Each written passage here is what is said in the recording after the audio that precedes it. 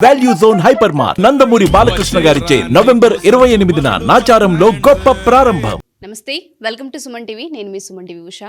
2025 సంవత్సరానికి సంబంధించి 12 రాశుల వారు అసలు ఏ విధంగా ఉండబోతుందో ప్రత్యేకించి అడుగుతూ ఉంటుంటారు. ఎస్పెషల్లీ 12 నెలల్లో కనుక మనం చూస్తే ఏ నెల కలిసి వస్తూ ఉంటుంది, వ్యాపారంలో కావచ్చు, సంతానంలో కావచ్చు, లేదంటే వివాహానికి సంబంధించి కావచ్చు, పెట్టుబడులు పెట్టొచ్చా, సంతానం విషయంలో ఈ టైంలో మేము డెసిషన్ తీసుకోవచ్చా, వివాహానికి సంబంధించి మేము అప్రోచ్ అవ్వచ్చు అని అడుగుతూ ఉంటుంటారు. అండ్ దాంతోపాటు రిలేషన్షిప్ ఎవరైతే భార్యాభర్తలు ఉంటుంటారో మాకు ఏ విధంగా ఉంది, ఒడిదుడుగులు కనిపిస్తూ ఉన్నాయి అని మాట్లాడే వాళ్ళు ఉంటూ ఉంటారు.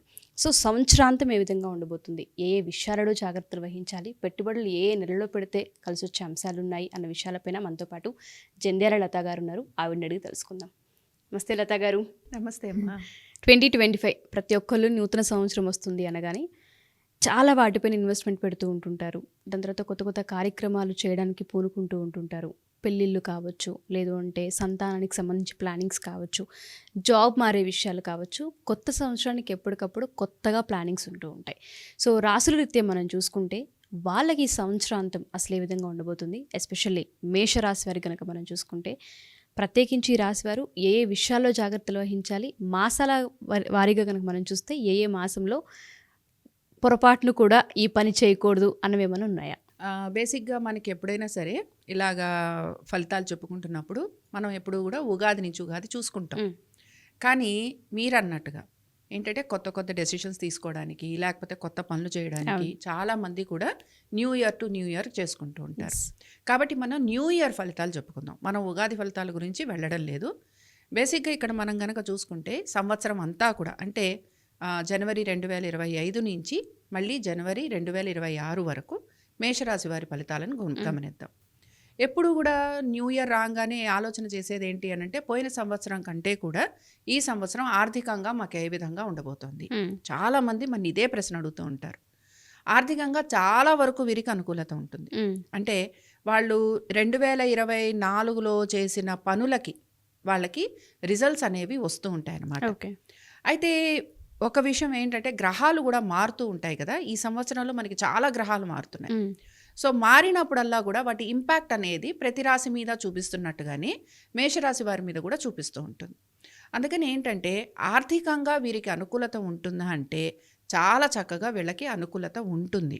కానీ ఏ పనులైతే మనం చెయ్యకూడదో, ఏ పనులైతే మనం కొన్ని పనులు ఉంటాయి, ఎక్కడ కొంచెం డబ్బులు తీసుకోకూడని చోట డబ్బులు తీసుకోవడము, బ్రైబ్ లాంటిది తీసుకోవటం, ఇలాంటివి ఉంటాయి చూసారా.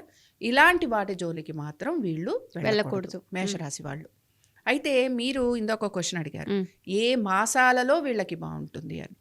ఏ మాసంలో బాగుంటుంది అని అంటే అక్టోబర్ మాసం వీళ్ళకి చాలా బాగుంటుంది. అక్టోబర్ మాసంలో వీళ్ళకి ఎందుకు బాగుంటుంది అంటే ఉద్యోగస్తులకి, అలాగే మామూలుగా అయితే అసలు ఈ సంవత్సరం అంతా వివాహ ప్రయత్నం చేసే వాళ్ళందరికీ బాగుంటుంది. అలాగే వాళ్ళ రిలేషన్షిప్ ఏదైతే ఉంటుందో అది చాలా బాగుంటుంది. అదృష్టం అనేది వీళ్ళకి బాగా కలిసి వస్తుంది. అక్టోబర్ నుంచి గనక మనం చూసుకుంటే అక్టోబర్ నుంచి ఆల్మోస్ట్ డిసెంబర్ వరకు ఉద్యోగస్తులకి అత్యద్భుతంగా కలిసి రాబోతోంది. అలాగే వివాహ ప్రయత్నాలు చేస్తున్న వాళ్ళకి, తర్వాత విదేశాలకి వెళ్ళాలి అని ప్రయత్నం చేస్తున్న వాళ్ళకి, వీళ్ళందరికీ కూడా చాలా బాగుంటుంది. కాబట్టి ఉద్యోగస్తులకి బాగుంది అనుకుంటున్నాం, వివాహ ప్రయత్నం చేస్తున్న వారికి బాగుంది అనుకుంటున్నాం, అలాగే ఆర్థికంగా కూడా ఈ రాశి వారికి కలిసి వస్తుంది అని అనుకుంటున్నాం. ఒక రకంగా అదృష్టం వీళ్ళని వరిస్తుంది. మేషరాశి వారికి సంవత్సరం చాలా బాగుంది. అక్టోబర్ మాసం అయితే ఇంకా కలిసి వచ్చే అంశాలు చాలా ఎక్కువగా ఉన్నాయి. అనుకోని విధంగా ప్రమోషన్స్ రావటం కానీ, ఉద్యోగాలు మారటం కానీ, ఉన్నత పదవులు లభించడం కానీ, ఇలాంటివన్నీ కూడా మనం గమనించవచ్చు. సంతానానికి సంబంధించి ఎందుకంటే ప్రతి వాళ్ళు కూడా మా పిల్లలు ఏ విధంగా ఉంటారు అని అనుకుంటారు గనక ఈ రాశికి చెందిన వారి సంతానం ముఖ్యంగా గమనిస్తే పిల్లలలో కొంత మొండి పట్టుదల ఉంటూ ఉంటుంది. ఏ మాట వినకపోవటం, లేకపోతే వాళ్ళ మనసులో ఉన్న విషయాలు ఏవి చెప్పకపోవడం, లేదా వీళ్ళు కూడా ఏదైనా ఒక విషయం ఉంటే దాని గురించి చాలా దీర్ఘంగా ఆలోచిస్తూ ఉంటారు. దీర్ఘంగా ఆలోచన చేస్తూ ఆ పని గురించిన ఏదైనా ఒక పని చేయాలన్నప్పుడు విపరీతమైన దీర్ఘంగా ఆలోచించామనుకోండి, అప్పుడు ఆ పని అనేది కొంచెం మనకి ఆలస్యం అవుతూ ఉంటుంది. కాబట్టి ఏంటంటే కొన్ని ఏ పనులు అయితే మనం ఇమీడియట్ యాక్షన్ చేయాల్సినవి ఉంటాయో అవి వాళ్ళు చేయొచ్చు. కొంచెం ఇంట్రోవర్ట్స్గా ఉంటారు అని చెప్పుకోవడం అనమాట. అలాగే మీ సంతానం కూడా ఇదే క్యారెక్టర్ని ఎగ్జిబిట్ చేస్తూ ఉంటుంది. విద్యార్థులు కొంచెం కష్టపడి చదువుకోవాల్సి ఉంటుంది. అలాగే ఇన్వెస్ట్మెంట్స్ పెట్టేవాళ్ళు ఎవరైతే ఉంటారో, ట్రేడింగ్ కానీ స్టాక్ మార్కెట్స్ కానీ ఇలాగ పెట్టేవాళ్ళు ఎవరైతే ఉంటారో వారు కూడా కొంత జాగ్రత్తగానే పెట్టాలి. లాంగ్ టర్మ్ ఇన్వెస్ట్మెంట్స్ చేస్తూ ఉంటారు కదా, వాళ్ళకైతే చాలా అనుకూలంగా ఉంటుంది. కానీ మామూలుగా రెగ్యులర్గా ట్రేడింగ్ చేసేవాళ్ళు వాళ్ళు మాత్రం కొంచెం జాగ్రత్తగానే ట్రేడింగ్ చేయటం అనేది అవసరం అన్నమాట. ఓకే. సో ఎస్పెషల్లీ వీళ్ళు చేయకూడని పనులు ఏమైనా ఉన్నాయంటే, అంటే వివాహాలలో, సంతానానికి సంబంధించి, ఎస్పెషల్లీ జాబు మార్పులకు సంబంధించి ఏ విషయాలలోనైనా డెసిషన్ ఆపుకుంటే మంచిదని ఏమన్నా కనిపిస్తుంది అంటారా అమ్మా? బేసిక్గా నమ్మి మోసపోవడం ఎక్కువగా ఉంటుంది. ఉద్యోగస్తులు ఉద్యోగం కోసం ప్రయత్నం చేస్తూ ఉంటారు కదా, ఎవరికైనా బ్రైబ్ ఇచ్చి వాళ్ళు మనకేదో సహాయం చేస్తారని అనుకోవటం, ఆ తర్వాత వాళ్ళకి ఆ సహాయం అందకపోవటం, లేకపోతే ఆ ఉద్యోగం వాళ్ళకి రాకపోవడం, ఇలాంటివి జరుగుతూ ఉంటాయి.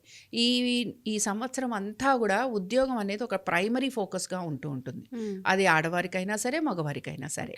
కాబట్టి ఏంటంటే ప్రతిదీ కూడా వాళ్ళ ప్లానింగ్ అంతా కూడా ఉద్యోగం చుట్టూరానే తిరుగుతూ ఉంటుంది అనమాట. అందుకని ఏంటి, మనకి ఏదైనా మంచి ఆప్షన్స్ ఉన్నాయి అని అంటే ఎవరైనా ఏదైనా చెప్పంగానే ఉద్యోగం మారటము, ఆ తర్వాత దాని గురించి బాధపడటం, లేకపోతే మనం అనుకున్న విధంగా ఈ ప్రొఫెషన్ లేదు అని అనుకోవటం, ఇలాంటివి ఎక్కువగా వస్తుంటాయి. అందుకని ఈ విషయంలో జాగ్రత్తగా ఉండాలి. ఇందాకే మనం చెప్పుకున్నాం, ట్రేడింగ్ విషయంలో జాగ్రత్తగా ఉండాలి. బ్రైబ్స్ తీసుకునేవారు ఎవరైతే ఉంటారో వారు కూడా జాగ్రత్తగా ఉండాలి. అందుకని ఏమవుతుందంటే బ్రైబింగ్ తీసుకొని కొంతమంది ఎలా ఉంటారంటే బ్రైబ్ తీసుకుంటారు, బట్ ఏదో ఒక మంచి కార్యం చేస్తే అయిపోతుంది కదా అనుకుంటారు. కానీ అలాంటి వాటికి కాకుండా అసలు పూర్తిగా కొంచెం దూరంగా గనక ఉండగలిగితే చాలా వరకు ఈ మొత్తం సంవత్సరం వీరికి అనుకూలంగా ఉంటుంది. Okay, thank you ma'am, thank you so much. నమస్తే.